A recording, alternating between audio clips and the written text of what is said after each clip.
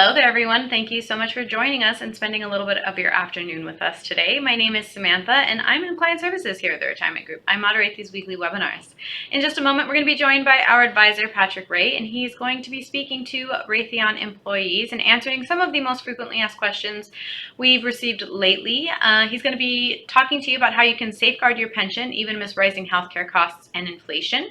But before I bring Patrick out, I would very quickly just like to remind you that although we work very closely with both active and retired members of Raytheon, the Retirement Group is not affiliated nor endorsed whatsoever by Raytheon. We are a completely independent group of financial advisors here, so please keep that in mind.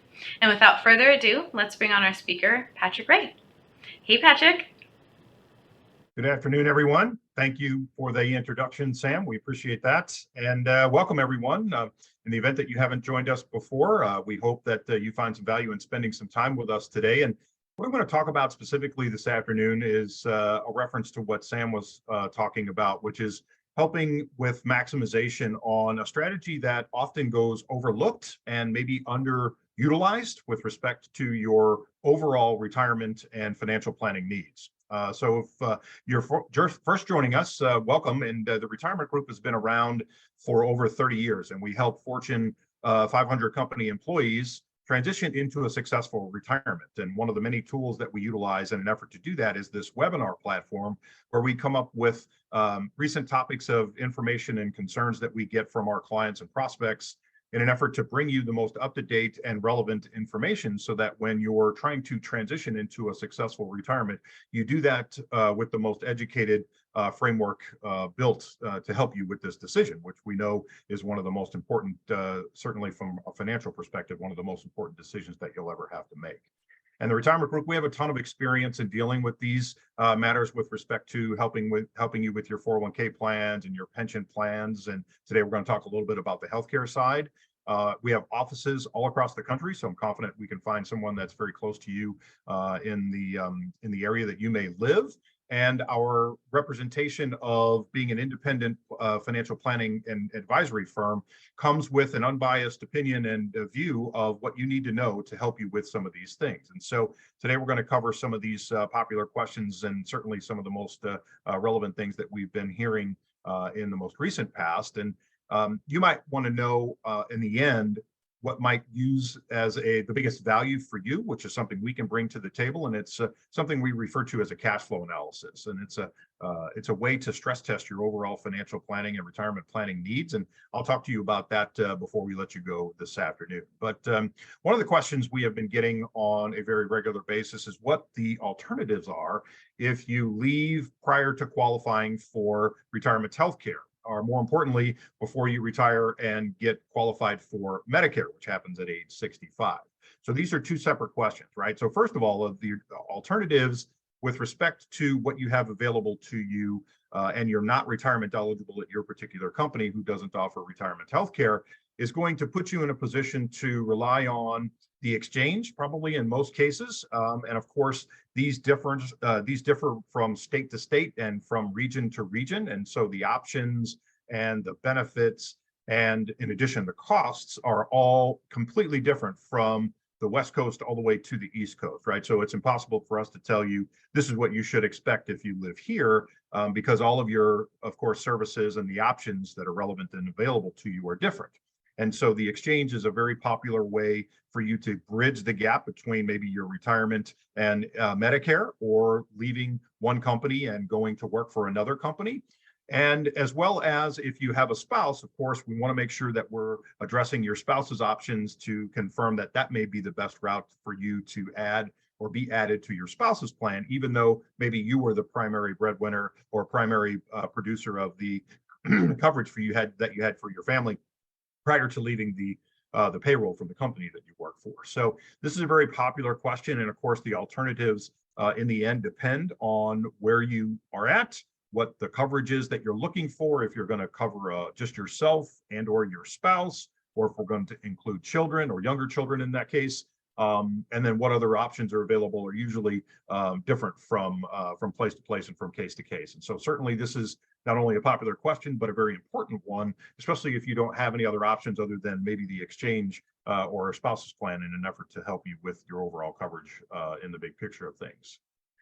So another popular question that comes up often is if we have an example or an understanding of a 62-year-old under the Blue Cross plan. So this is Blue Cross is a very popular option with many of our folks. And one of the questions that often comes up if this is an option for them is if Cobra is more expensive or cheaper than the state exchange plans. And so this is always typically part of our discussion as to what the best option is for you to lean on, especially when in this case, this person, for example, is under the age of 65. And so we're looking for what is the best and most productive option. Sometimes that's not the cheapest thing to do, but the defined answer is it absolutely depends on your region, where you live, who you're covering, and what options that you're looking for to be covered. So this represents a long list of options with respect to different costs and different variations of these that range anywhere from a few $100s a month to up to a few $1,000s a month, depending on how detailed and what your options are as far as the coverage is concerned. So there's no way to answer this particular question on if one is less expensive than the other. And also something to confirm or consider for sure is maybe the option is not best for the cheapest plan, but the one that produces the best overall alternative for you. So you might find that this option will end up being a little bit more expensive for you and your family than you otherwise would have planned or would have budgeted for. And oftentimes we run in our cash flow analysis, which I talked a little bit about, which is the stress test of your overall financial planning and retirement planning needs. One of the most important questions is what am I going to do for this expenditure that I've had or that I'm going to have for, say, in this case, 3 years when I'm leaving the payroll at 62 and not yet eligible for Medicare until you're 65. And so you might think about running a separate line item, which we can do in the plan to show you the added expense over and above your normal living expenses to kind of give you a stress test of what it would be maybe on the expensive end. Let's say you were budgeting $1,000 a month and you were unsure what that was going to do to your overall net worth and your financial planning needs long down the road. That's what the benefit of that cash flow analysis is for. Well, one of the benefits anyway of the cash flow analysis, which is to kind of stress test where you're at. If you were spending 1,000, maybe you had to spend 12 to 1,300, for example, for a 2 or 3 year window of time. And you might want to know what that looks like when you're in your 70s and 80s and 90s, for example, from a cash flow perspective. So we can run those different scenarios for you and all of the different options which we're able to help you with as far as trying to find out the best solution for you. And on top of that, what it might cost so that you can bring that to the forefront and figure out what it is that you're going to have as an expenditure. One of the most popular questions that we've been getting of late is what I was referring to at the beginning of maybe one of the most underutilized forms of planning from a retirement perspective, which is using an HSA. So for those of you who don't know what that is, an HSA is a savings account, a health savings account specifically, which is what HSA stands for. And it allows you to save money on a tax-deferred basis that has no spending timeline. So in other words, some of you may be familiar with the FSA accounts, which were flexible spending accounts, and you might be familiar with those because those were required to be used, or the funds inside of an FSA were required to be used within that calendar year. So if you made a deposit and you were using a flexible spending account in 2023, then by the end of 2023, you would have had to zero out that balance. You weren't able to carry forward any unused amounts. Well, hopefully you're not in a health position where you're required to use a whole bunch of your retirement savings or your healthcare savings accounts for expenditures, but that's of course what the money is for, right? So under under the health savings account, it's a great option because it allows us to carry monies that we're potentially not using and ultimately potentially use them for retirement benefits, which would help you supplement your retirement income down the road. So in this question, as a 60-year-old employee with a substantial 401k balance, how can I leverage the new IRS increase in my HSA contributions to enhance my retirement savings and address the healthcare expenses after I retire? So this is a great question. And the reality is, of course, because everyone's situation is different, this might enhance the reason why you want to do a cash flow projection and make sure that you're familiar with your cash flow needs and what you're going to budget for specific healthcare expenditures. But this question comes up where we only have so much money to allocate while you're an employee and you're currently contributing to your 401k, right? So the biggest difference, of course, between these two buckets is it's possible that you're getting a match on your 401k contributions, where we know you're not getting a match on your HSA contributions. So if that's the first and foremost thing we want to address, then clearly we would probably want to have the 401k supersede any HSA deposits until we've at least maximized the free money that's coming from your company, right? But if we assume that you have a substantial amount of money, that's probably making the assumption that you're making a relatively heavy contribution to your 401k, which is probably more than you're getting a match if you get one. And therefore then equates to, if you only have X amount of dollars per month to allocate to this particular scenario, which one is it better to be utilized for, the 401k or the HSA account? And so these HSA limits, they increase, or they're indexed by inflation typically every year. So the amount that you're eligible to utilize or put into these plans dictates on if you're using a single life version or a family plan. But basically, these amounts allow you to put money into a tax deferred investment vehicle that can grow tax deferred for your future use. And so if you fast forward and you don't have a need for the healthcare expenses because you live a relatively healthy life, thank goodness. And of course, that's what we hope for. Then that would lead you to have monies that are eligible to be removed from your HSA account to help you support future income from a retirement planning perspective. The only catch is that if you're using your HSA contribution amounts from your HSA plan for things that are not related to healthcare expenses, then you're going to pay income tax on those distributions. So that might be a deal breaker in some cases, but frankly, if you have enough money or what you feel like is a substantial amount of money in your retirement plan, specifically your 401k, and you're getting the match from your employer on top of that, then I think adding to an HSA is a wonderful way for you to add some additional flexibility to your overall retirement plans. And to be fair, the reality is the more options that you have with 401k balances and pension amounts and maybe after-tax money that you would have otherwise saved, or any money that you have in the Roth 401k or any Roth IRA contributions that you would have otherwise made over the years, plus something like an HSA account. It just allows you to have way more options from a pool of money that you can choose and pick from to manage all kinds of things. You can manage risk with that. You can manage income, of course, with that. You can manage your tax liabilities with that. And there's a lot of benefits to that. And of course, we can tie that basically into your overall cash flow needs when it comes down to it. So this is a great question and something that comes up very, very frequently.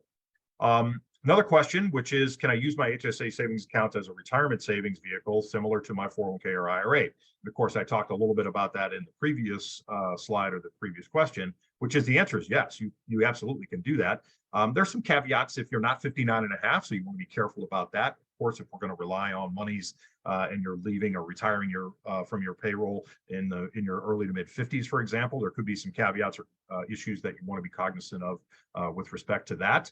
But again, your 401k is possibly giving you a match where your HSA deposits are not. So we want to make sure that we're getting 100% match from or 100% of the free money that you're eligible to gain from your employer. And so we don't want to give that up in pretty much any capacity. But other than that, then obviously then we can start to consider additional funds that might better be earmarked or could be earmarked to an HSA account, which kind of solves a couple of issues for potential healthcare needs that you might have at some point in time in the future. And then ultimately, if you don't have those because you live a relatively and have a relatively healthy life, then of course those benefits and funds can be used where you'll just pay income tax on those, assuming that you're past 59 and a half, to have for retirement benefits, of course, which is a great option. So in our opinion, and specifically when we deal with potential people who are trying to concern themselves with retirement, we want to advocate that both could be a play or play a huge role in your overall retirement savings. And so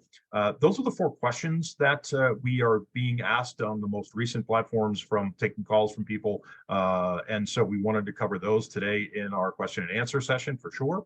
But look, if you have other questions, and oftentimes this comes up in conversations where we talk about the healthcare stuff, but it leads into how do I get access to my retirement plan monies if I'm not 59 and a half, as an example. So we have a slew of webinars that you can watch that have information related to that, as well as you're welcome to call the office and schedule some time to visit with one of the advisors on the group.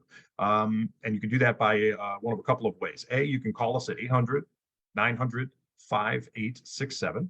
That's our 800 number in our office in California. And then you can also take a picture of this QR code on the screen, and it'll bring you to a calendar where you can schedule a 15 to 20-minute call with someone to at least get the ball started as to getting your question answered or questions answered, and then maybe determine if it's beneficial to have an additional conversation or meeting going forward to collect some data so that we can produce the cash flow analysis, which is a complimentary service that we offer. So you're welcome to do that as well.